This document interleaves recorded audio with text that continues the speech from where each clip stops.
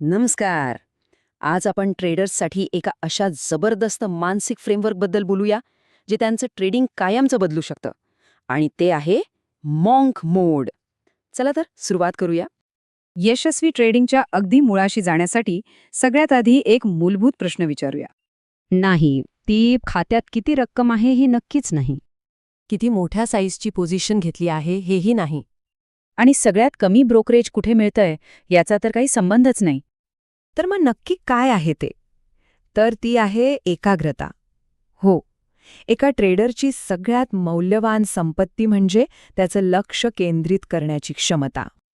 पण हे ऐकायला जेवढं सोपं वाटतं तेवढं आहे का? अजिबात नाही. कारण ट्रेडरची खरी लढाई मार्केटशी नसतेच, ती तर एका अदृश्य शत्रूशी असते. जरा विचार करा, आजच्या ट्रेडरची अवस्था काय आहे.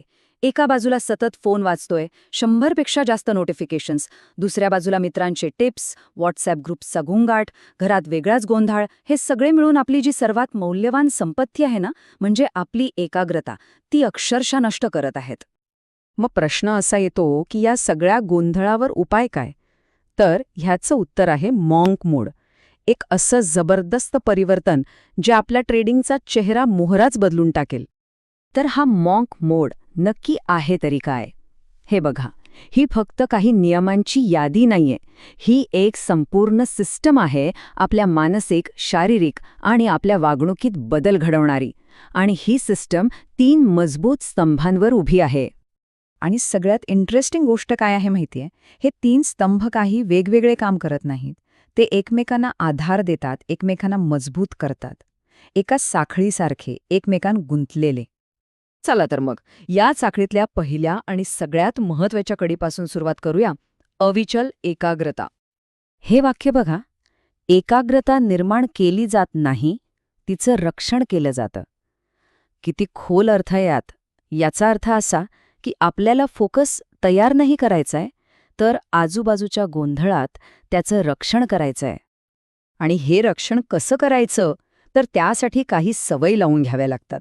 काही छोटे छोटे विधी, जसं की मार्केट सुरू होण्याआधी 10 मिनिटं शांत बसणं किंवा इम्पल्सिव्ह निर्णय न घेणं. हे विधी आपल्या भोवती एक अदृश्य भिंत तयार करतात, जी आपल्याला बाहेरील आणि मनातील गोंधळापासून वाचवते.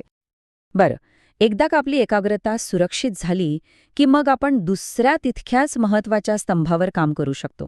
आणि तो स्तंभ म्हणजे पोलादी शिस्त. हे बघा, इथे आपल्याला 2 प्रकारचे ट्रेडर्स दिसतायत.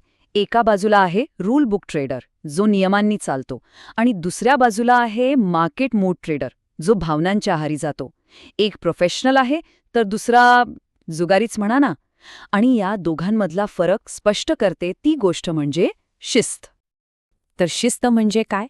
याचा अर्थ असा नाही की मनात भावनाच यायला नकोत. नाही, मनात भीती पण येईल, लोभ पण येईल. पण तरीही त्या भावनांपेक्षा आपल्या ठरवलेल्या नियमांना महत्त्व देणं म्हणजेच शिस्त. आपली सिस्टीम आपल्या भावनांपेक्षा नेहमीच मोठी असली पाहिजे. ठीक आहे, समजा आपल्याकडे अविचल एकाग्रता आहे, पोलादी शिस्तही आहे, पण या दोन्ही गोष्टी चालवण्यासाठी जे इंधन लागतं, जे फ्युएल लागतं, तेच नसेल तर सगळं व्यर्थ आहे. आणि ते इंधन म्हणजे अमर्याद ऊर्जा. आणि ऊर्जेबद्दल बोलताना हा एक खूप मोठा गैरसमज आहे, जो अनेक ट्रेडर्सना बुडवतो. त्यांना काय वाटतं, मी 8 तास स्क्रीनसमोर बसलो म्हणजे मी खूप मेहनत केली. पण खरं काय आहे? नाही, तुम्ही मेहनत नाही केली. तुम्ही फक्त थकलात आणि बाजार जिंकला. लक्षात ठेवा, ट्रेडिंग हे मेंदूचं काम आहे, शरीराचं नाही. आणि थकलेला मेंदू नेहमीच चुकीचे निर्णय घेतो.